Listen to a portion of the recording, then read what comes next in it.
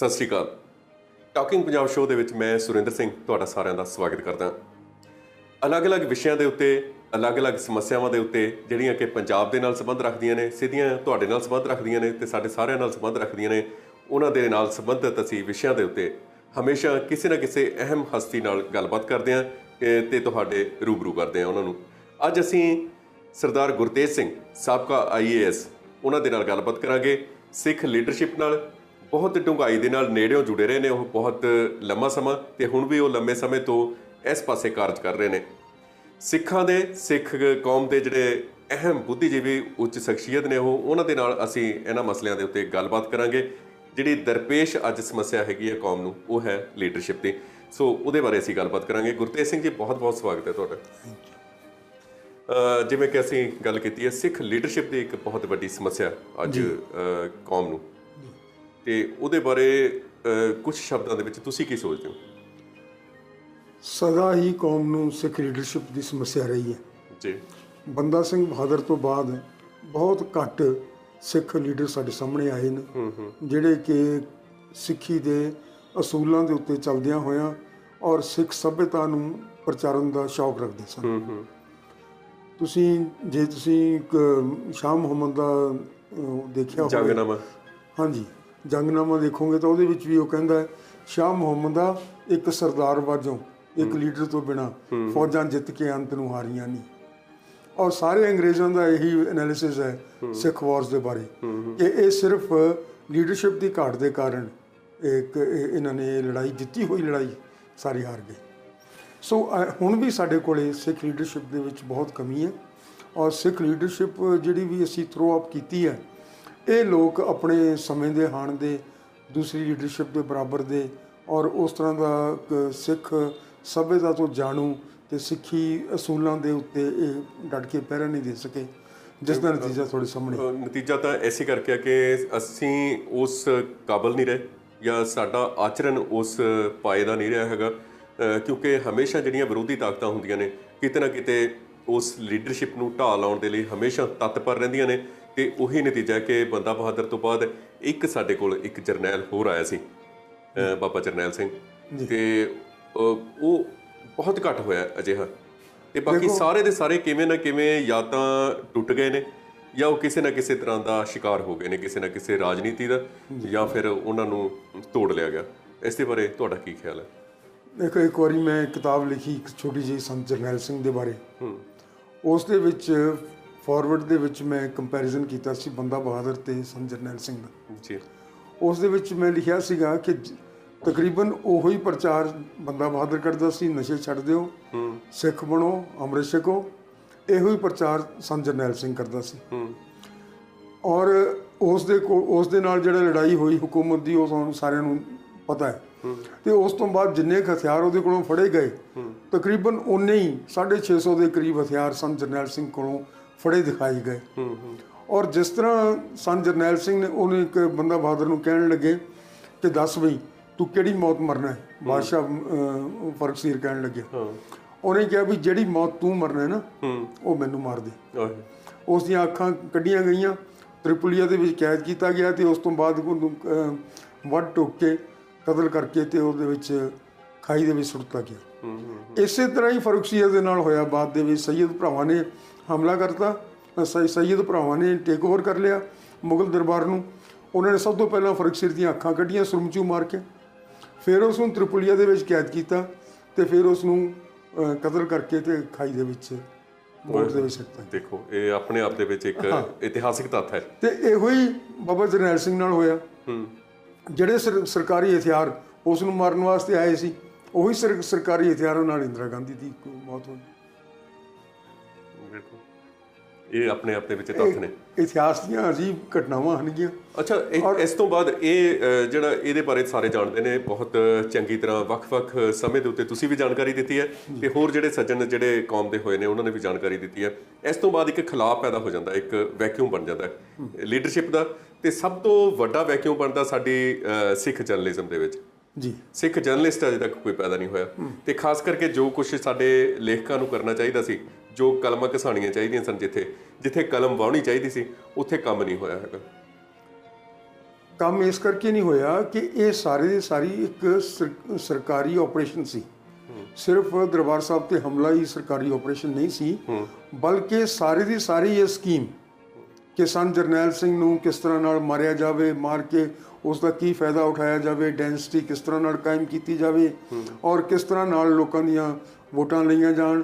ਔਰ ਤੁਸੀਂ ਦੇਖਿਆ ਕਿ 1985 ਦੇ ਵਿੱਚ ਸਾਰਿਆਂ ਤੋਂ ਵੱਡੀ ਮੈਜੋਰਿਟੀ ਆਪਣੇ ਨਾਨੇ ਨਾਲੋਂ, ਆਪਣੀ ਮਾਂ ਨਾਲੋਂ ਵੱਡੀ ਮੈਜੋਰਿਟੀ ਲੈ ਕੇ ਰਾਜੀਵ ਨੇ ਸਰਕਾਰ ਬਣਾਈ ਜੀ। ਸੋ ਇਹ ਸਾਰਾ ਕੁਝ ਸਿਰਫ ਉਸ ਨਿਸ਼ਾਨੇ ਵੱਲ ਸੇਧਤ ਸੀ। ਤੇ ਇਸ ਕਰਕੇ ਪਰਿਵਾਰਕ ਪ੍ਰਭੂ ਸੱਤਾ ਕਾਇਮ ਰੱਖਣਾ, ਪਰਿਵਾਰਕ ਪ੍ਰਭੂ ਸੱਤਾ ਔਰ ਡਾਇਨੈਸਟੀ ਨੂੰ ਅੱਗੇ ਚੱਲਦਾ ਰੱਖਣਾ, ਜੁਗੋ ਜੁਗ ਚੱਲਦੀ ਰਵੇ, ਇਹ ਇਹਨਾਂ ਦਾ ਮਕਸਦ ਸੀ। ਔਰ ਇਸ ਦੇ ਵਾਸਤੇ ਇਹਨਾਂ ਨੇ ਸਾਰੇ ਪ੍ਰੈਸ ਨੂੰ, ਮੀਡੀਆ ਨੂੰ ਔਰ ਸਾਰੇ ਲੋਕਾਂ ਨੂੰ ਇਸ ਤਰ੍ਹਾਂ ਨਾਲ ਕੰਟਰੋਲ ਕੀਤਾ ਹੋਇਆ ਸੀਗਾ ਕਿ ਕੋਈ ਕੁਸਕਣ ਦੀ ਹਿੰਮਤ ਨਹੀਂ ਸੀ ਕਰ ਸਕਦਾ। ਜਿੰਨਾ ਵੀ ਇੱਕ ਜਿਹੜੀ ਵਰਜਨ ਹੈ ਸਰਕਾਰ ਦੀ ਵਰਜਨ ਕਿ ਕੀ ਹੋਇਆ ਇਵੈਂਟ ਸੀ, ਦੇਖੋ ਜੋ ਵੀ ਲੜਾਈ ਦੇ ਵਿੱਚ ਆਪਣੇ ਆਪ ਨੂੰ ਜੇਤੂ ਸਮਝਦਾ, ਹਾਲਾਂਕਿ ਮੈਂ ਇੰਦਰਾ ਗਾਂਧੀ ਨੂੰ ਜੇਤੂ ਨਹੀਂ ਸਮਝਦਾ, ਨਾ ਮੈਂ ਹਿੰਦੁਸਤਾਨ ਦੀ ਸਰਕਾਰ ਨੂੰ ਜੇਤੂ ਸਮਝਦਾ। ਇੱਕ 10-20 ਬੰਦਿਆਂ ਦੇ ਪਿੱਛੇ ਸਾਰੇ ਇੱਕ ਕੌਮ ਦੇ ਉੱਤੇ ਹਮਲਾ ਕਰਨਾ, ਔਰ ਐਸੀ ਕੌਮ ਦੇ ਉੱਤੇ ਜਿਹੜੀ ਕਿ 500 ਸਾਲ ਇਹਨਾਂ ਦੇ ਲੋਕਾਂ ਦੀ ਬਾਂਹ ਫੜਦੀ ਆਈ ਹੈ, ਮਜ਼ਲੂਮਾਂ ਦੀ ਰੱਖਿਆ ਕਰਦੀ ਆਈ ਹੈ ਔਰ ਹਮਲਾਵਰਾਂ ਦਾ ਮੁਕਾਬਲਾ ਕਰਦੀ ਆਈ ਹੈ ਹਿੰਦੁਸਤਾਨ ਦੇ ਉੱਤੇ, ਇਹੋ ਜਿਹੀ ਸਰਕਾਰ ਦੇ ਉੱਤੇ ਇਹੋ ਜਿਹੀ ਕੌਮ ਦੇ ਉੱਤੇ ਹਮਲਾ ਕਰਕੇ ਸਿਰਫ 30-35 ਬੰਦਿਆਂ ਦੇ ਪਿੱਛੇ ਉਸਦੇ ਦਰਬਾਰ ਢਾਹ ਦੇਣੇ, ਉਸਦਾ ਅਕਾਲ ਤਖਤ ਢਾਹ ਦੇਣਾ, ਇਹ ਕੋਈ ਜਿਤਨੀ ਇਹ ਹਾਰ ਹੈ। ਔਰ ਫਿਰ ਬਾਬਾ ਜਰਨੈਲ ਸਿੰਘ ਬੰਦਾ ਬਹਾਦਰ ਵਾਂਗੂ ਜਰਨੈਲ ਨਿਕਲਿਆ ਔਰ ਉਸਨੇ 72 ਘੰਟੇ ਜਿਹੜੀ ਫੌਜ ਕਹਿੰਦੀ ਸੀ ਕਿ ਹੁਣ ਜਾ ਕੇ ਅੰਦਰ ਅਸੀਂ ਨੂੰ ਫੜ ਲਿਆਉਂਦੇ ਆ, 72 ਘੰਟੇ ਉਸ ਨੂੰ ਉੱਤੇ ਰੋਕ ਕੇ ਰੱਖਿਆ। ਯਾਨੀ ਇਹ ਇੱਕ ਹਾਰ ਸੀ ਕਿ ਜਿੱਤ ਸੀ ਫੌਜ ਵਾਸਤੇ, ਜਿਹੜੀ ਕਿ ਟ੍ਰੇਨਡ ਫੌਜ ਹੈ, 1 ਲੱਖ ਦੀ ਭਰਤੀ ਦੇ ਵਿੱਚ 1 ਲੱਖ ਨਫਰੀ ਦੇ ਵਿੱਚ ਹਮਲਾ ਕਰ ਰਹੀ ਹੈ ਔਰ ਉਸ ਨੂੰ ਲੱਖਾਂ ਬੋਤਲਾਂ ਸ਼ਰਾਬ ਦੀਆਂ ਪਿਆ ਕੇ, ਉਹ ਟੈਕਸੇਸ਼ਨ ਦਾ ਤੁਸੀਂ ਨੋਟੀਫਿਕੇਸ਼ਨ ਦੇਖੋ ਵੀ ਕਿੰਨੀਆਂ ਰਮ ਦੀਆਂ ਬੋਤਲਾਂ, ਕਿੰਨੀਆਂ ਬੀਅਰ ਦੀਆਂ, ਕਿੰਨੀਆਂ ਸ਼ਰਾਬ ਦੀਆਂ, ਕਿੰਨੀਆਂ ਬੋਤਲਾਂ ਉਹਨਾਂ ਨੂੰ ਪਿਆ ਕੇ ਧੁੱਤ ਕਰਕੇ ਉਹਨਾਂ ਨੂੰ ਨਸ਼ੇ ਦੇ ਵਿੱਚ ਤੇ ਉੱਤੇ ਸਿੱਟਿਆ ਜਾਂਦਾ ਹੈ। ਟੈਂਕ 7 ਵਰਤੇ ਜਾਂਦੇ ਆ, ਤੋਹਫਾਂ ਵਰਤੀਆਂ ਜਾਂਦੀਆਂ, ਹਵਾਈ ਜਹਾਜ਼ ਵਰਤੇ ਜਾਂਦੇ ਆ, ਤੇ ਫਿਰ ਬਾਬਾ ਜਰਨੈਲ ਸਿੰਘ ਉਹਨੂੰ 72 ਘੰਟੇ ਦਰਬਾਰ ਸਾਹਿਬ ਦੇ ਨੇੜੇ ਨਹੀਂ ਲੱਗਣ ਦਾ ਜਿੰਨੀ ਦੇਰ ਜਿਉਂਦਾ। ਇਹ ਕਾਹਦੀ ਕੀ ਹੈ ਜਿੱਤ ਸੀ ਇਹਨਾਂ ਦੀ? ਔਰ ਇੱਕ ਅਨਟ੍ਰੇਨਡ ਫੌਜ ਉਹਦੇ ਨਾਲ, 30-35 ਬੰਦੇ ਅਨਟ੍ਰੇਨਡ ਉਹਦੇ ਨਾਲ, ਇੱਧਰ ਸਾਰੀ ਫੌਜ ਜਿਹਨੇ ਸਾਰੀ ਉਮਰ ਟ੍ਰੇਨਿੰਗ ਕੀਤੀ ਹੈ ਔਰ ਫਿਰ ਜੋ ਜ਼ੁਲਮ ਕਰਦੇ ਨੇ ਜਾ ਕੇ ਉੱਥੇ ਦਰਬਾਰ ਸਾਹਿਬ ਦੇ ਵਿੱਚ, ਇਹ ਕੋਈ ਜਿੱਤ ਦੀ ਨਿਸ਼ਾਨੀ ਹੈ? ਇਹ ਇੱਕ ਬਹੁਤ ਘਟੀਆ ਕਿਸਮ ਦੇ ਲੋਕਾਂ ਦੀ, ਧਾੜਵੀਆਂ ਦੀ ਮੈਂਟੈਲਿਟੀ ਉਹਨਾਂ ਨੇ ਫੌਜ ਨੇ ਉੱਥੇ ਜਾ ਕੇ ਦਿਖਾਈ। ਸੋ ਇਹ ਤਾਂ ਜਿਹੜਾ ਹੈ ਉਹਨਾਂ ਨੇ ਇੱਕ ਇਸ ਤਰ੍ਹਾਂ ਦਾ ਸਿਸਟਮ ਬਣਾਇਆ ਸੀਗਾ ਕਿ ਇਹ ਕਰਕੇ ਅਸੀਂ ਆਪਦਾ ਵੱਧ ਤੋਂ ਵੱਧ ਫਾਇਦਾ ਉਠਾਈਏ ਔਰ ਲੋਕਾਂ ਦੇ ਵਿੱਚ ਜੋ ਵੀ ਆਪਣੀ ਸਾਡੀ ਬਹੁ ਗਿਣਤੀ ਹੈ, ਸਥਾਈ ਬਹੁ ਗਿਣਤੀ ਇੱਥੇ ਸਦੀਆਂ ਤੋਂ ਚੱਲੀ ਆ ਰਹੀ ਹੈ, ਇਸ ਦੇ ਵਿੱਚ ਆਪਣੇ ਆਪ ਨੂੰ ਡਿਫੈਂਡ ਕਰਨ ਦੀ ਹਿੰਮਤ ਨਹੀਂ ਸੀ। 800 ਸਾਲ ਇਹਨਾਂ ਨੇ ਆਪਣੀ ਗੁਲਾਮੀ ਹੰਢਾਈ, ਲੇਕਿਨ ਇਹਨਾਂ ਦੇ ਵਿੱਚ ਜਿਹੜੇ ਦੂਸਰੇ ਲੋਕ ਹਨਗੇ ਉਹਨਾਂ ਵਾਸਤੇ ਨਫ਼ਰਤ ਬੜੀ ਭਰਪੂਰ ਸੀ।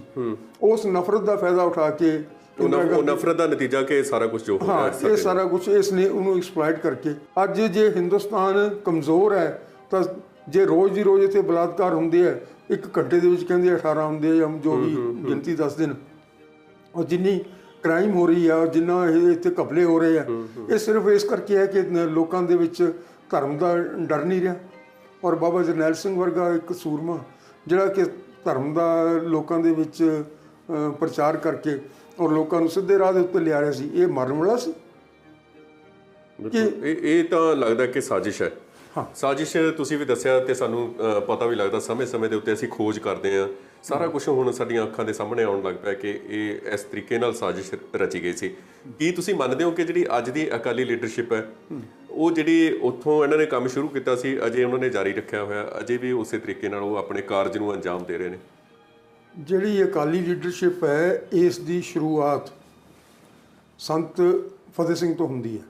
ਮੌਜੂਦਾ ਅਕਾਲੀ ਲੀਡਰਸ਼ਿਪ, ਮੌਜੂਦਾ ਅਕਾਲੀ ਲੀਡਰਸ਼ਿਪ ਹੈ ਜਿਹੜੀ, ਜਾਂ ਬਾਦਲ, ਸੰਤ ਜਰਨੈਲ ਸਿੰਘ, ਸੰਤ ਮਾਸਟਰ ਤਾਰਾ ਸਿੰਘ ਨੂੰ ਮਨਫੀ ਕਰਕੇ ਸਿਆਸਤ ਦੇ ਵਿੱਚੋਂ ਅਕਾਲੀ ਲੀਡਰਸ਼ਿਪ ਮੌਜੂਦਾ ਸਾਹਮਣੇ ਆਉਂਦੀ ਹੈ। ਜਿਹਨੇ ਕਹਿੰਦੇ ਆ ਵੀ ਪੰਜਾਬੀ ਸੂਬਾ ਲੈ ਕੇ ਦਿੱਤਾ ਆਪਾਂ ਨੂੰ, ਕਹਿੰਦੇ ਨੇ, ਹਾਂ ਕਹਿੰਦੇ ਆ। ਇਹ ਜਿਹੜਾ ਸੰਤ ਫਤਿਹ ਸਿੰਘ ਸੀ, ਇਸ ਨੂੰ ਸਿਆਸਤ ਦੇ ਵਿੱਚ ਪ੍ਰੋਪੈਲ ਕਰਨ ਵਾਸਤੇ, ਸਿਆਸਤ ਦੇ ਵਿੱਚ ਲਿਆਉਣ ਵਾਸਤੇ ਸੁਖਾੜੀਆ, ਚੀਫ ਮਿਨਿਸਟਰ ਰਾਜਸਥਾਨ ਤੇ ਪ੍ਰਤਾਪ ਸਿੰਘ ਕੈਰੋਂ ਜ਼ਿੰਮੇਵਾਰ ਸੀ ਜੀ। ਮੈਂ ਇੱਕ ਕਿਤਾਬ ਦੇ ਵਿੱਚ ਇਹਨਾਂ ਦੀ ਚਿੱਠੀ ਛਾਪੀ ਹੈ ਪ੍ਰਤਾਪ ਸਿੰਘ ਕੈਰੋਂ ਦੀ, ਜਿਸ ਦੇ ਵਿੱਚ ਉਹ ਕਹਿੰਦਾ ਕਿ DC ਨੂੰ ਚਿੱਠੀ ਲਿਖਦਾ ਅੰਮ੍ਰਿਤਸਰ ਨੂੰ ਕਿ SGPC ਦੇ ਇਲੈਕਸ਼ਨ ਹੋਣੇ ਨੇ, ਪ੍ਰਧਾਨ ਚੁਣਿਆ ਜਾਣਾ। ਇਹ ਲਿਖਤੀ ਸਬੂਤ ਇਹਨਾਂ ਗੱਲਾਂ ਦੇ ਕਦੇ ਨਹੀਂ ਮਿਲਦੇ, ਪਰ ਬਾਈ ਚਾਂਸ ਮੈਨੂੰ ਮਿਲ ਗਿਆ। ਉਹ ਤੇ ਜਿਹੜੇ ਬੰਦਾ ਲੈ ਕੇ ਗਿਆ ਸੀ ਚਿੱਠੀ, ਉਸ ਕੋਲੋਂ ਹੀ ਮਿਲ ਗਿਆ, ਰਵੇਲ ਸਿੰਘ ਕੋਲੋਂ।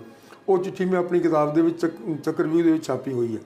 ਉਹਦੇ ਵਿੱਚ ਕਹਿੰਦਾ ਹੈ ਕਿ ਇਹਨੂੰ ਤੁਸੀਂ ਇਹਦੀ ਮਦਦ ਕਰੋ ਔਰ ਇਸ ਨੂੰ ਸਥਾਪਿਤ ਕਰੋ, ਇਹਨਾਂ ਦੇ ਬੰਦੇ ਨੂੰ, ਸੰਤ ਚੰਨਣ ਸਿੰਘ ਨੂੰ ਪ੍ਰੈਜ਼ੀਡੈਂਟ ਬਣਾ।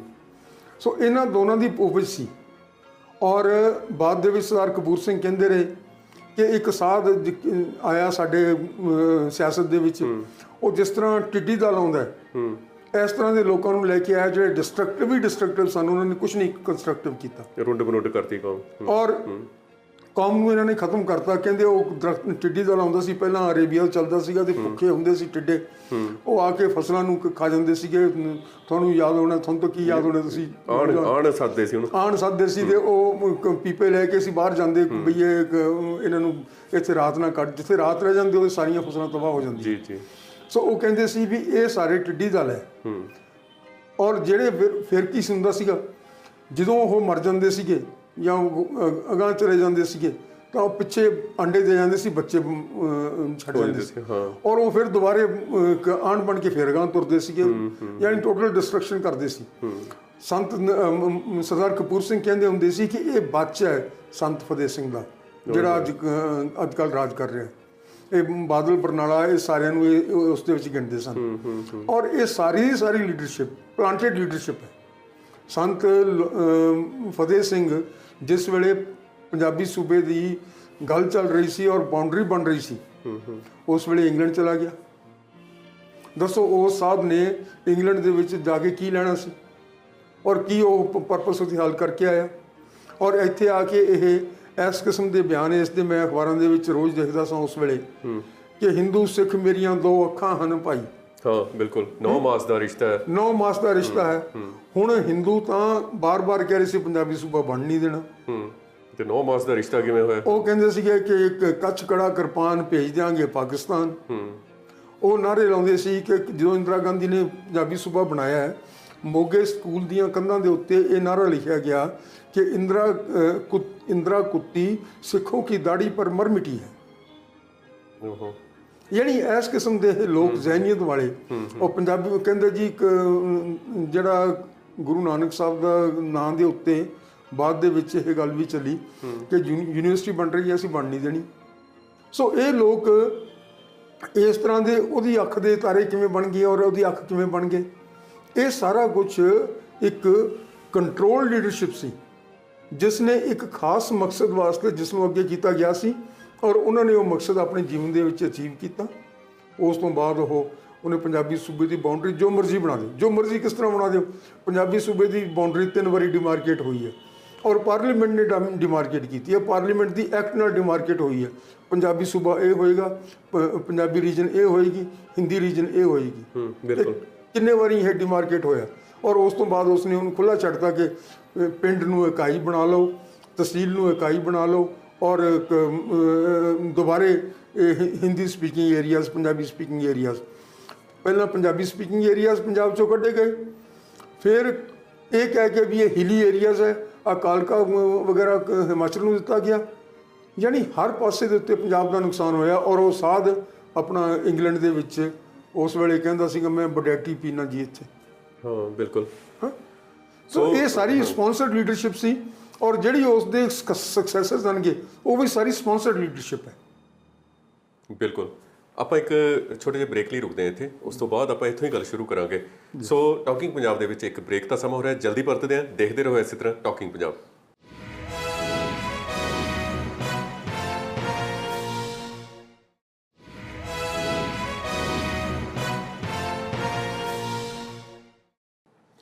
ਬ੍ਰੇਕ ਤੋਂ ਬਾਅਦ ਟਾਕਿੰਗ ਪੰਜਾਬ ਸ਼ੋਅ 'ਚ ਤੁਹਾਡਾ ਸਾਰਿਆਂ ਦਾ ਇੱਕ ਵਾਰ ਫਿਰ ਸਵਾਗਤ ਕਰਦੇ ਹਾਂ। ਸਾਬਕਾ IAS ਅਧਿਕਾਰੀ ਸਰਦਾਰ ਗੁਰਤੇਜ ਸਿੰਘ ਜੀ, ਅਸੀਂ ਉਹਨਾਂ ਦੇ ਨਾਲ ਗੱਲਬਾਤ ਕਰ ਰਹੇ ਹਾਂ ਸਿੱਖ ਲੀਡਰਸ਼ਿਪ ਬਾਰੇ ਅਤੇ ਪੰਜਾਬ ਦੇ ਜਿਹੜੇ ਕਈ ਅਹਿਮ ਮਸਲੇ ਨੇ ਉਹਨਾਂ ਦੇ ਬਾਰੇ ਅਸੀਂ ਡੂੰਘਾਈ ਦੇ ਨਾਲ ਵਿਚਾਰਾ ਕਰ ਰਹੇ ਹਾਂ। ਬ੍ਰੇਕ ਤੋਂ ਪਹਿਲਾਂ ਅਸੀਂ ਸਿੱਖ ਲੀਡਰਸ਼ਿਪ ਬਾਰੇ ਗੱਲ ਕਰ ਰਹੇ ਸੀ, ਉੱਥੋਂ ਹੀ ਅਸੀਂ ਗੱਲ ਹੁਣ ਸ਼ੁਰੂ ਕਰਦੇ ਹਾਂ। ਗੁਰਤੇਜ ਸਿੰਘ ਜੀ, ਅਸੀਂ ਗੱਲ ਕਰ ਰਹੇ ਸੀ ਕਿ ਜਿਹੜੀ ਹੁਣ ਦੀ ਸਿੱਖ ਲੀਡਰਸ਼ਿਪ ਹੈ ਜੀ, ਪਿਛਲੀ ਲੀਡਰਸ਼ਿਪ ਨਾਲ ਜੋੜ ਕੇ ਦੇਖ ਰਹੇ ਸੀ ਤੁਸੀਂ, ਸੰਤ ਫਤਿਹ ਸਿੰਘ ਨਾਲ ਇਸ ਦਾ ਬਿਲਕੁਲ ਤਾਲਮੇਲ ਬਿਠਾਇਆ। ਇਹ ਲੀਡਰਸ਼ਿਪ ਦਾ ਜਿਹੜਾ ਨਿਸ਼ਾਨਾ ਕੀ ਹੋ ਸਕਦਾ? ਕਿਉਂਕਿ ਦੇਖੋ ਕੋਈ ਬੰਦਾ ਕਮਾਈ ਕਿਸੇ ਹੱਦ ਤੱਕ ਕਮਾਈ ਕਰ ਸਕਦਾ, ਉਸ ਤੋਂ ਜ਼ਿਆਦਾ ਉਹ ਦੋ ਰੋਟੀਆਂ ਹੀ ਖਾਣੀਆਂ ਹੁੰਦੀਆਂ ਨੇ। ਉਸਨੇ ਚਾਹੁੰਦੇ ਕੀ ਨੇ, ਮਤਲਬ ਕੀ ਇਸ ਦਾ ਏਜੰਡਾ ਕੀ ਹੈ? ਇੱਕ ਤਾਂ ਗੱਲ ਇਹ ਹੈ ਕਿ ਆਪਾਂ ਲੋਕ ਜਿਹੜੇ ਆਮ ਜ਼ਿੰਦਗੀ ਦੇ ਵਿੱਚ ਵਿਚਰਨ ਵਾਲੇ ਲੋਕ ਹਾਂ, ਇਹਨਾਂ ਵਾਸਤੇ ਇਹ ਮੋਰਲ ਕੰਸਟ੍ਰੇਂਟਸ ਹੁੰਦੀਆਂ। ਇਹਨਾਂ ਲੋਕਾਂ ਵਾਸਤੇ ਕੋਈ ਮੋਰਲ ਕੰਸਟ੍ਰੇਂਟਸ ਨਹੀਂ ਹੁੰਦੀਆਂ, ਔਰ ਇਹਨਾਂ ਦੇ ਕੋਈ ਕੰਸੀਡਰੇਸ਼ਨ ਇਸ ਤਰ੍ਹਾਂ ਦੇ ਨਹੀਂ ਹੁੰਦੇ ਵੀ ਇੰਨਾ ਕੁ ਕਾਫੀ ਹੈ ਸਾਡੇ ਵਾਸਤੇ। ਇਹ ਤਾਂ ਇਹਨਾਂ ਨੂੰ ਹਾਊਸ ਹੋ ਜਾਂਦੀ ਹੈ, ਜਿਨ੍ਹਾਂ ਨੂੰ ਸੈਕਸ ਦੀ ਹੋ ਜਾਂਦੀ ਹੈ ਉਹ ਗੋ ਆਲ ਆਊਟ ਫॉर एवरीथिंग, ਔਰ ਇਸੇ ਤਰ੍ਹਾਂ ਹੀ ਪੈਸੇ ਇਕੱਠੇ ਕਰਨ ਦੀ ਗੱਲ ਹੁੰਦੀ ਹੈ। ਖੈਰ, ਇਹ ਗੱਲ ਪਾਸੇ ਰੱਖ ਕੇ ਆਪਾਂ ਜੇ ਵਿਚਾਰ ਕਰੀਏ ਤਾਂ ਸਾਡੇ ਪੰਥ ਦੇ ਉੱਤੇ ਇਹਨਾਂ ਦਿਨਾਂ ਦੇ ਵਿੱਚ ਕਿੰਨੇ ਕਿੰਨੇ ਸੰਕਟ ਆਏ ਹੈ। ਪਹਿਲਾ ਸੰਕਟ ਹਿੰਦੁਸਤਾਨ ਦੇ ਉੱਤੇ ਆਇਆ ਕਿ ਹਿੰਦੁਸਤਾਨ ਨੂੰ ਜਦੋਂ ਵੀ ਡਿਫੈਂਡ ਕੀਤਾ, ਸਿੱਖਾਂ ਨੇ ਡਿਫੈਂਡ ਕੀਤਾ। ਔਰ ਕਿਸੇ ਲੜਾਈ ਦੇ ਵਿੱਚ ਦੇਖ ਲਓ, ਇੱਥੋਂ 800 ਸਾਲ ਤੋਂ ਹਮਲੇ ਹੋ ਰਹੇ ਸੀਗੇ ਕਾਬਲ ਵੱਲੋਂ, ਔਰ ਅਖੀਰ ਦੇ ਵਿੱਚ ਸਿੱਖਾਂ ਨੇ ਜਾ ਕੇ ਰੋਕੇ। ਜੇ ਬੰਗਲਾਦੇਸ਼ ਦੀ ਲੜਾਈ ਜਿੱਤੀ ਹੈ, ਸਿੱਖਾਂ ਨੇ ਜਿੱਤੀ ਹੈ ਇਸ ਮੁਲਕ ਵਾਸਤੇ ਜੀ। ਯਾਨੀ ਇੱਕ ਪੈਟਰੀਓਟਿਕ ਕਮਿਊਨਿਟੀ ਜਿਹੜੀ ਸਭ ਤੋਂ ਵੱਧ ਇੱਥੇ ਹਿੰਦੁਸਤਾਨ ਦੇ ਕੰਮ ਆਈ ਹੈ 500 ਸਾਲ, ਉਸ ਨੂੰ ਇੱਕਦਮ ਖਤਮ ਕਰ ਦੇਣਾ ਔਰ ਉਸ ਦੇ ਵੱਡੇ ਵੱਡੇ ਧਰਮ ਸਥਾਨਾਂ ਦੇ ਉੱਤੇ ਹਮਲਾ ਕਰਨਾ ਔਰ ਉਹਨਾਂ ਨੂੰ ਗਦਾਰ ਔਰ ਨਾਅਰੇ ਲਾਉਣੇ। ਜਿਸ ਤੁਹਾਨੂੰ ਪਤਾ ਹੈ ਨਾ, 1985 ਦੇ ਇੱਕ ਜਿਹੜਾ ਇਲੈਕਸ਼ਨ ਹੋਇਆ ਸੀ, ਉਸ ਦੇ ਵਿੱਚ ਕੀ ਨਾਅਰੇ ਲੱਗੇ ਸੀਗੇ। ਮੇਨਕਾ ਗਾਂਧੀ ਜਿੱਥੇ ਖੜੀ ਹੋਈ ਸੀ ਇਲੈਕਸ਼ਨ ਦੇ ਵਿੱਚ, ਸਰਦਾਰ ਕੀ ਬੇਟੀ ਗਦਾਰ ਕੀ ਬੇਟੀ ਜੀ, ਇਹ ਇਹਨਾਂ ਨੂੰ ਗਦਾਰ ਪ੍ਰੋਜੈਕਟ ਕਰਨਾ। ਔਰ ਇਹਨਾਂ ਨੂੰ ਪੁੱਛੀਏ ਅਸੀਂ ਵੀ ਤੁਸੀਂ ਕਿੰਨਾ ਹਿੰਦੁਸਤਾਨ ਨੂੰ ਡਿਫੈਂਡ ਕੀਤਾ? ਇੱਕ ਬੰਦਾ ਮੁਹੰਮਦ ਬਿਨ ਕਾਸਿਮ 2 ਜਹਾਜ਼ ਲੈ ਕੇ ਆਇਆ ਸਿੰਧ ਦੇ ਵਿੱਚੋਂ, ਔਰ ਉਸਨੇ ਸਾਰੀ ਸਿੰਧ ਦੇ ਉੱਤੇ ਕਬਜ਼ਾ ਕਰ ਲਿਆ। ਇਹ ਕਿੱਥੇ ਸੀ ਇਹ ਵੱਡੇ ਸੂਰਮੇ ਉਹਨੂੰ ਰਜਿਸਟ ਕਰਨ ਵਾਲੇ? ਇੱਕ ਜਹਾਜ਼ ਲੈ ਕੇ ਪੋਰਚੁਗੀਜ਼ ਜਰਨੈਲ ਆਇਆ ਵਾਸਕੋ ਡਾ ਗਾਮਾ, ਔਰ ਉਸਨੇ ਕਾਲੀਕਟ ਦੇ ਉੱਤੇ ਕਬਜ਼ਾ ਕਰ ਲਿਆ, ਰਾਜੇ ਨੂੰ ਬੰਦੀ ਬਣਾ ਲਿਆ। ਕਿੱਥੇ ਸੀ ਇਹ ਲੜਾਈਆਂ ਕਰਨ ਵਾਲੇ? ਔਰ ਜਿਸ ਵੇਲੇ ਬੰਗਾਲ ਦੇ ਵਿੱਚ ਈਸਟ ਇੰਡੀਆ ਕੰਪਨੀ ਆਉਂਦੀ ਹੈ, ਹਾਂ, ਈਸਟ ਇੰਡੀਆ ਕੰਪਨੀ ਆਉਂਦੀ ਹੈ ਔਰ ਹਮਲਾ ਹੁੰਦਾ ਉਹਦੇ ਤੇ, ਬੰਗਾਲ ਦੇ ਵਿੱਚ ਜਿਹੜੀ ਲੜਾਈ ਹੈ ਉਹਨਾਂ ਦੀ ਬੈਟਲ ਆਫ ਪਲਾਸੀ, ਉਹਦੇ ਵਿੱਚ ਸਾਰੇ 57 ਬੰਦੇ ਮਰੇ ਸੀ। ਇਸ ਨਾਲੋਂ ਵੱਧ ਚੌਕ ਮਹਿਤਾ ਦੀ ਪੁਲਿਸ ਫਾਇਰਿੰਗ ਦੇ ਵਿੱਚ ਆਦਮੀ ਸ਼ਹੀਦ ਹੋਏ ਨੇ। ਔਰ ਇਹਨਾਂ ਨੇ ਇਸ ਤਰ੍ਹਾਂ ਕੌਡੀਆਂ ਦੇ ਪਾ ਮੁਲਕ ਨੂੰ ਲੁਟਾਤਾ। ਇਹ ਕਦੇ ਖੜੇ ਮੁਲਕ ਵਾਸਤੇ? ਜੇ ਮੁਲਕ ਵਾਸਤੇ ਖੜੇ ਅਸੀਂ ਖੜੇ ਹਾਂ। ਹੁਣ ਦੇਖੋ, ਪੰਜਾਬ ਇਸ ਸਿੱਖਾਂ ਦੇ ਉੱਤੇ ਬੜਾ ਸੰਕਟ ਆਇਆ 84 ਤੋਂ ਬਾਅਦ ਕਿ ਇੰਨੇ ਲੋਕ ਮਾਰਤੇ ਗਏ ਔਰ ਇੰਨੀ ਦਰਬਾਰ ਸਾਹਿਬ ਦੇ ਉੱਤੇ ਹਮਲਾ ਹੋਇਆ, ਅਕਾਲ ਤਖਤ ਦੇ ਉੱਤੇ ਹਮਲਾ ਹੋਇਆ, ਸਾਰਾ ਕੁਝ ਹੋਇਆ। ਜਿਹੜੀਆਂ ਇਹਨਾਂ ਦੀਆਂ ਮੈਨੀਫੈਸਟੋਜ਼ ਉਸ ਤੋਂ ਬਾਅਦ ਦੀਆਂ ਆਉਣਗੀਆਂ, ਚੋਣ ਮੈਨੀਫੈਸਟੋ, ਹਰ ਇੱਕ ਚੋਣ ਮੈਨੀਫੈਸਟੋ ਦੇ ਵਿੱਚ ਇਹ ਕਹਿੰਦੇ ਰਹੇ ਕਿ ਅਸੀਂ ਦਰਬਾਰ ਸਾਹਿਬ ਦੇ ਹਮਲੇ ਦੀ ਇਨਕੁਆਇਰੀ ਕਰਾਂਗੇ। ਹਰ ਇੱਕ ਮੈਨੀਫੈਸਟੋ 'ਚ ਹਰ ਇੱਕ ਸਟੇਜ ਦੇ ਉੱਤੇ ਇਹ ਐਲਾਨ ਕਰਦੇ ਰਹੇ ਕਿ ਅਸੀਂ ਦਰਬਾਰ ਸਾਹਿਬ ਦੇ ਇੱਕ ਹਮਲੇ ਦੀ ਇਨਕੁਆਇਰੀ ਕਰਾਂਗੇ, ਔਰ ਉਹ ਇਨਕੁਆਇਰੀ ਕੀਤੀ ਨਹੀਂ ਕੋਈ। ਯਾਨੀ ਕਿ ਉਸ ਦੇ ਉੱਤੇ ਪਰਦਾ ਪਿਆ ਰਵੇ। ਔਰ ਬਾਰ-ਬਾਰ ਇਸ ਨੇ ਕਿਹਾ ਕਿ ਜੀ ਦੇਖੋ, ਇਹ ਗੱਲ ਹੈਗੀ ਕਿ ਜਿਹੜਾ ਜਿਹੜੀ ਇਹ ਜ਼ਖਮ ਅੱਲੇ ਆਣਗੇ, ਉੱਚੜ ਜਾਣਗੇ। ਕਿਸੇ ਸੰਸਾਰ ਦੇ ਵਿੱਚ ਜਿੱਥੇ ਵੀ ਕਿਤੇ ਜ਼ਿਆਦਤੀ ਹੋਈ ਹੈ, ਕਦੇ ਇਸ ਤਰ੍ਹਾਂ ਦੀ ਆਰਗੂਮੈਂਟ ਕਿਸੇ ਨੇ ਨਹੀਂ ਦਿੱਤੀ। ਉਹ ਕਹਿੰਦੇ ਨੇ ਕਿ ਇਸ ਨੂੰ ਐਕਸਪੋਜ਼ ਕਰੋ ਜ਼ਖਮਾਂ ਨੂੰ, ਤਾਂ ਕਿ ਆਰਾਮ ਆਵੇ ਲੋਕਾਂ ਨੂੰ, ਮਲਮ ਲੱਗੇ ਲੋਕਾਂ ਦੇ ਉੱਤੇ। ਔਰ ਇਹ ਨਾ ਇਹ ਕੋਸੋਵੋ 'ਚ ਹੋਇਆ, ਨਾ ਇਹ ਰਸ਼ੀਆ 'ਚ ਹੋਇਆ, ਨਾ ਜਰਮਨੀ 'ਚ ਹੋਇਆ, ਨਾ ਜਿੱਥੇ ਜੂਸ ਮਾਰੇ ਗਏ। ਅੱਜ ਤੱਕ ਇਨਵੈਸਟੀਗੇਸ਼ਨ ਚੱਲ ਰਹੀਆਂ ਔਰ ਇਹ ਇੱਥੇ ਇਨਵੈਸਟੀਗੇਸ਼ਨ ਨਹੀਂ ਹੋਣ ਦਿੱਤੀ ਇਹਨਾਂ ਨੇ। ਫਿਰ ਜੇ ਪ੍ਰਾਈਵੇਟ ਲੋਕਾਂ ਨੇ ਕੇਸ ਕੋਰਟਸ ਦੇ ਵਿੱਚ ਨਹੀਂ ਚੱਲਣ ਦਿੱਤੇ, ਜੇ ਪ੍ਰਾਈਵੇਟ ਲੋਕਾਂ ਨੇ ਹਿੰਮਤ ਕਰਕੇ ਇੱਕ ਬਣਾਇਆ ਪਬਲਿਕ ਇਨਕੁਆਇਰੀ ਵਾਸਤੇ ਇੱਕ ਕਮਿਸ਼ਨ ਬਣਾਇਆ, ਜਿਹਦੇ ਵਿੱਚ ਮੈਂ ਵੀ ਸ਼ਾਮਲ ਸੀ, ਜਸਟਿਸ ਕੁਲਦੀਪ ਸਿੰਘ ਸੀ, ਸਾਰੇ ਕਈ ਲੋਕ ਸਨ। ਅਸੀਂ ਸਾਰੇ ਇਕੱਠੇ ਹੋ ਕੇ 3 ਜੱਜ ਜਿਹੜੇ ਕਿ ਬਾਅਦ ਦੇ ਵਿੱਚ ਗੁਜਰਾਤ ਦੇ ਵਿੱਚ ਇਨਕੁਆਇਰੀ ਕਰਕੇ ਆਏ ਸਨ, ਉਹਨਾਂ ਦੀ ਇਨਕੁਆਇਰੀ ਨੂੰ ਕਿਸੇ ਨੇ ਕੋਈ ਮਾੜਾ ਨਹੀਂ ਸਮਝਿਆ। ਔਰ ਇੱਥੇ ਉਸ ਕਮਿਸ਼ਨ ਨੂੰ ਚੱਲਣ ਨਹੀਂ ਦਿੱਤਾ ਗਿਆ, ਬੰਦ ਕਰ ਦਿੱਤਾ ਗਿਆ ਤਾਂ ਕਿ ਸੱਚ ਸਾਹਮਣੇ ਨਾ ਆਵੇ ਲੋਕਾਂ ਦੇ। ਔਰ ਜਿਹੜੀ ਇਹ ਸੱਚ ਦੇ ਉੱਤੇ ਪਰਦਾ ਪਾਉਣ ਵਾਲੀ ਲੀਡਰਸ਼ਿਪ ਇਹਨਾਂ ਨੂੰ ਕਿੱਥੋਂ ਮਿਲੇਗੀ? ਹੋਰ ਇਹਨਾਂ ਨੂੰ ਉਹੀ ਸੰਤ ਫਤਿਹ ਸਿੰਘ ਦਾ ਬਾਚੀ ਮਿਲ ਸਕਦਾ ਸੀ। ਭਾਈ ਗੁਰਦੇਵ ਸਿੰਘ ਕੌਂਕੇ ਹੈ, ਉਹਨਾਂ ਦੇ ਬਾਰੇ ਰਿਪੋਰਟ ਉਸ ਦੀ ਇਨਕੁਆਇਰੀ ਹੋਈ ਤਿਵਾੜੀ ਰਿਪੋਰਟ, ਔਰ ਇਸ ਨੇ ਜਿਸ ਦਿਨ ਅਸੀਂ ਉੱਥੇ ਧਰਨਾ ਦਿੱਤਾ ਹੈ ਬਈ ਇਹ ਗੁਰਦੇਵ ਸਿੰਘ ਕੌਂਕੇ ਨੂੰ ਪ੍ਰੋਡਿਊਸ ਕਰੋ, ਲੈਗੇਸੀ ਚੁੱਕ ਕੇ ਕਰੋ, ਉਸ ਦਿਨ ਪ੍ਰਕਾਸ਼ ਸਿੰਘ ਬਾਦਲ ਉੱਥੇ ਪਹੁੰਚਿਆ ਔਰ ਨਾਲ ਬੈਠਿਆ ਵੀ ਇਹ ਇੱਕ ਗਲਤ ਕੰਮ ਹੋਇਆ, ਇਹਦਾ ਹੋਣੀ ਚਾਹੀਦੀ ਹੈ। ਉਸ ਦੀ ਇਨਕੁਆਇਰੀ ਤਿਵਾੜੀ ਰਿਪੋਰਟ ਆ ਗਈ ਔਰ ਅਸੀਂ ਇਸ ਦੇ ਬਹੁਤ ਚੱਕਰ ਕੱਢੇ ਹਿਊਮਨ ਰਾਈਟਸ ਵੱਲੋਂ ਕਿ ਜੀ ਤੁਸੀਂ ਇਸ ਨੂੰ ਪਬਲਿਕ ਕਰ ਦਿਓ, ਪਤਾ ਲੱਗੇ ਵੀ ਕੀ ਹੋਇਆ ਉਸ ਬੰਦੇ ਦੇ ਨਾਲ। ਇਹ ਇਹਨਾਂ ਨੇ ਪਬਲਿਕ ਨਹੀਂ ਕੀਤੀ, ਅੱਜ ਤੱਕ ਨਹੀਂ ਕੀਤੀ। ਅੱਛਾ ਜੀ, ਇਹ ਸਾਰੀਆਂ ਗੱਲਾਂ ਹੈਗੀਆਂ ਨੇ। ਅਸੀਂ ਤੁਹਾਡੇ ਨਾਲ ਗੱਲਬਾਤ ਕਰ ਰਹੇ ਹਾਂ ਤਾਂ ਇਹਨਾਂ ਗੱਲਾਂ ਦਾ ਅੱਗੇ ਸਾਡੇ ਦਰਸ਼ਕਾਂ ਦੇ ਜ਼ਰੀਏ ਪਤਾ ਚੱਲੇਗਾ ਜੀ। ਪਰ ਇੱਥੋਂ ਦੇ ਅਖਬਾਰ, ਇੱਥੋਂ ਦਾ ਮੀਡੀਆ ਕੀ ਸੋਚਦੇ, ਉਹਦਾ ਰੋਲ ਕੀ ਹੈ? ਕਿਉਂਕਿ ਤੁਸੀਂ ਤਾਂ ਗੱਲ ਕਰ ਰਹੇ ਹੋ, ਤੁਸੀਂ ਕਦੇ ਨਹੀਂ ਕਿ ਅਸੀਂ ਆ ਕੇ ਤਾਂ ਹੀ ਗੱਲ ਕਰ ਰਹੇ ਹੋ, ਤੁਸੀਂ ਹਮੇਸ਼ਾ ਤੋਂ ਗੱਲ ਕਰ ਰਹੇ ਹੋ। ਠੀਕ ਹੈ। ਤੇ ਉਸ ਮੀਡੀਆ 'ਚ, ਉਸ ਅਖਬਾਰਾਂ ਦੇ ਵਿੱਚ, ਇੱਥੋਂ ਦੇ ਚੈਨਲਾਂ ਦੇ ਵਿੱਚ ਇਹ ਗੱਲ ਕਿਉਂ ਨਹੀਂ ਜਾਂਦੀ ਹੈਗੀ ਤੁਹਾਡੀ? ਦੇਖੋ, ਇੱਥੋਂ ਦੇ ਚੈਨਲ, ਮੀਡੀਆ, ਜਿਹੜਾ ਵੀ ਅਖਬਾਰ ਇਤਿਹਾਦ ਚੈਨਲ ਵਗੈਰਾ ਤਾਂ ਹੁਣ ਚੱਲੇ ਆ ਸਾਡੇ ਹਿਸਾਬ ਨਾਲ। ਪਹਿਲਾਂ ਤਾਂ ਪ੍ਰਿੰਟ ਮੀਡੀਆ ਹੀ ਜ਼ਿਆਦਾ ਹੁੰਦਾ ਸੀਗਾ। ਉਹਨਾਂ ਨੂੰ ਇੱਕ ਥਿਉਰੀ ਸੈੱਲ ਕੀਤੀ ਹੋਈ ਹੈ ਕਿ ਤੁਸੀਂ ਆ ਹੈਗਾ ਆਫੀਸ਼ੀਅਲ ਕੰਸਟਰਕਟ, ਤੁਸੀਂ ਇਸ ਦੇ ਉੱਤੇ ਚੱਲਣਾ ਔਰ ਉਹ ਉਸ ਤੋਂ ਇੱਕ ਕਦਮ ਵੀ ਪਾਸੇ ਜਾਣ ਨੂੰ ਤਿਆਰ ਨਹੀਂ। ਤੁਸੀਂ ਕਹੋਗੇ ਵੀ ਕੀ ਸੈਂਕਸ਼ਨ ਆ ਉਹਨਾਂ ਦੇ ਉੱਤੇ? ਸੈਂਕਸ਼ਨ ਕਈ ਕਿਸਮ ਦੇ ਹੈਗੇ, ਉਹ ਆਪਾਂ ਡਿਸਕਸ ਵੀ ਕਰ ਸਕਦੇ ਹਾਂ, ਵੈਸੇ ਲੋੜ ਵੀ ਨਹੀਂ। ਲੇਕਿਨ ਸੈਂਕਸ਼ਨ ਤੋਂ ਇਲਾਵਾ ਉਹਨਾਂ ਦੇ ਕੋਲ ਜਿਹੜਾ ਸਾਰਿਆਂ ਤੋਂ ਵੱਡਾ ਸੈਂਕਸ਼ਨ ਹੈ ਉਹ ਹੈ ਸਿੱਖਾਂ ਦੀ ਨਫ਼ਰਤ ਫੈਲਾਉਣ ਦੀ, ਉਹਨਾਂ ਦਾ ਅਨਡਿਕਲੇਅਰਡ ਮੈਂਡੇਟ। ਸਿੱਖਾਂ ਦੇ ਵਿਰੁੱਧ ਨਫ਼ਰਤ ਫੈਲਾਉਣੀ ਆ ਉਹਨਾਂ ਨੇ, ਚਾਹੇ ਕੋਈ ਹੋ ਜਾਏ। ਹੁਣ ਤੁਸੀਂ ਦੇਖਿਆ ਪਰਸੋਂ ਟਾਈਮਜ਼ ਆਫ ਇੰਡੀਆ ਦੇ ਵਿੱਚ ਖਬਰ ਆਈ ਹੈ, ਹਾਲਾਂਕਿ ਟਾਈਮਜ਼ ਆਫ ਇੰਡੀਆ ਚੰਗੇ ਅਖਬਾਰਾਂ ਦੇ ਵਿੱਚੋਂ ਮੈਂ ਗਿਣਦਾ ਉਸ ਨੂੰ, ਉਹਦੇ 'ਚ ਖਬਰ ਆਈ ਹੈ ਕਿ ਬੱਬਰ ਖਾਲਸਾ ਤੋਂ ਬੜਾ ਡਰ ਹੈ, ਹੁਣ ਇਹਨਾਂ ਨੇ ਇੱਥੇ ਇੱਕ ਹਮਲਾ ਕਰ ਦੇਣਾ। ਹਰ ਸਾਲ ਸੈਪਟੰਬਰ ਅਕਤੂਬਰ ਦੇ ਵਿੱਚ ਇਹ ਖਬਰਾਂ ਆਉਂਦੀਆਂ ਨੇ। ਉਸ ਤੋਂ ਪਿਛਲੇ ਸਾਲ 10 ਦੇ ਵਿੱਚ ਖਬਰ ਆਈ ਸੀ ਕਿ ਨਿਸ਼ਚਲ ਸਿੰਘ ਸੰਧੂ, ਜਿਹੜਾ ਉਸ ਵੇਲੇ IB ਦਾ ਸੀਗਾ ਹੈੱਡ, ਉਸ ਨੇ ਆ ਕੇ ਇੱਥੇ ਬਿਆਨ ਦਿੱਤਾ ਹੈ ਕਿ ਜੀ ਇਹ ਬੱਬਰ ਖਾਲਸਾ ਵਾਲੇ ਆ ਕਰ ਰਹੇ, ਉਹ ਕਰ ਰਹੇ ਆ ਤੇ ਬੜਾ ਖਤਰਾ ਹੈ। ਹੁਣ ਐਤਕੀ ਫੈਸਟੀਵਲ ਸੀਜ਼ਨ ਦੇ ਵਿੱਚ ਇਹ ਲੋਕ ਆ ਕਰਨਗੇ, ਬੰਬ ਚਲਾਉਣਗੇ, ਇਹ ਕਰਨਗੇ। ਔਰ ਉਹ ਖਬਰ ਜਿਹੜੀ ਸੀ ਹੈਡਲਾਈਨ ਅਖਬਾਰ ਦੇ ਵਿੱਚ ਛਪੀ, ਹਾਲਾਂਕਿ ਇੱਕ ਗਵਰਨਮੈਂਟ ਸਰਵੈਂਟ ਦੀ, ਔਰ ਫਿਰ ਇੱਕ IB ਦੇ ਅਫੀਸ਼ੀਅਲ ਦੀ ਖਬਰ ਹੈ। IB ਦੇ ਅਫੀਸ਼ੀਅਲ ਨੇ ਖਬਰ ਉਹ ਦੇਣੀ ਹੈ ਜਿਹੜੀ ਉਹਨੂੰ ਕਾਂਸਟੇਬਲ ਨੇ ਦੱਸ ਦੇਣੀ ਹੈ, ਔਰ ਇਸ ਦੀ ਕੋਈ ਆਥੈਂਟਿਸਿਟੀ ਕੋਈ ਨਹੀਂ ਹੁੰਦੀ। ਹਾਂ, ਅੱਛਾ, ਉਸ ਖਬਰ ਨੂੰ ਇਹਨਾਂ ਨੇ ਹੈਡਲਾਈਨ ਛਾਪਿਆ, 3 ਐਡੀਸ਼ਨ ਛਪਦੀਆਂ ਉਸ ਅਖਬਾਰ ਦੀਆਂ, ਪੰਜਾਬੀ, ਹਿੰਦੀ, ਅੰਗਰੇਜ਼ੀ, ਤਿੰਨਾਂ ਦੇ ਵਿੱਚ ਉਸ ਦੀਆਂ ਹੈਡਲਾਈਨਸ ਲੱਗੀਆਂ। ਔਰ ਫਿਰ ਉਹਨਾਂ ਨੂੰ ਇੱਕ ਐਡਵਰਟਿਜ਼ਮੈਂਟ ਬਣਾ ਕੇ 4 ਦਿਨ ਲਗਾਤਾਰ ਉਹਨਾਂ ਨੂੰ ਛਾਪਦੇ ਰਹੇ। ਆਪਣੇ ਆਪ ਦੇ ਵਿੱਚ ਇੱਥੋਂ ਉਹਨਾਂ ਦੇ ਮਨਸੂਬੇ ਦਾ ਪਤਾ ਲੱਗਦਾ, ਇੱਥੋਂ ਪਤਾ ਲੱਗਦਾ ਹੈ ਕਿ ਉਹ ਲੋਕ, ਉਹ ਜਿਵੇਂ ਇੱਕ ਸਿਆਸਤ ਦੇ ਵਿੱਚ, ਸਿਆਸਤਦਾਨਾਂ ਦੇ ਵਿੱਚ ਇੱਕ ਮਜ਼ਾਕ ਜਿਹਾ ਚੱਲਦਾ ਹੈ ਕਿ ਜੀ ਉਹ ਇੱਕ ਜਨਾਨੀ ਕਹਿੰਦੀ ਹੈ I can never be raped, I am so willing. So ਇਹ ਇਹਨਾਂ ਦਾ ਸਿਲਸਿਲਾ ਹੈ ਅਖਬਾਰਾਂ ਦਾ, ਉਹਦੇ ਨਾਲ ਤੁਲਨਾ ਕਰ ਸਕਦੇ ਆਪਾਂ। ਅਖਬਾਰ ਨਹੀਂ, ਅਖਬਾਰਾਂ ਦੀ ਬਾਰੇ ਉਹਨਾਂ ਨੇ ਕਿਹਾ, ਯਾਨੀ ਕਿ ਅਖਬਾਰ ਹੀ ਇੱਕ ਜਨਾਨੀ ਹੈ ਜਿਹੜੀ ਕਹਿੰਦੀ ਹੈ ਕਿ ਮੈਂ ਤਾਂ ਆਈ ਐਮ ਵਿਲਿੰਗ, ਉਹ ਆਪਣਾ ਪ੍ਰੋਪੇਗੈਂਡਾ, ਝੂਠ ਪ੍ਰਚਾਰ ਕਰਨ ਵਾਸਤੇ ਸਦਾ ਵਿਲਿੰਗ ਹਨਗੇ, ਉਹਨਾਂ ਦਾ ਕੁਝ ਨਹੀਂ ਵਿਗਾੜ ਸਕਦਾ ਕੋਈ। ਬਿਲਕੁਲ ਬਿਲਕੁਲ। ਸੋ ਇਹ ਜਿਹੜਾ ਮੀਡੀਆ ਹੈ ਸਾਡਾ, ਇਹ ਇੱਕ ਇੰਗਲੈਂਡ ਦੇ ਪ੍ਰਾਈਮ ਮਿਨਿਸਟਰ ਨੇ ਵੀ ਇੱਕ ਵਾਰੀ ਮੀਡੀਆ ਨੂੰ ਇਹੀ ਕਿਹਾ ਸੀ ਕਿ ਇਹ ਤਾਂ ਹਾਰਲਟ ਹੈ, ਇਹ ਪ੍ਰੋਸਟੀਟਿਊਟ ਹੈ ਇੱਕ।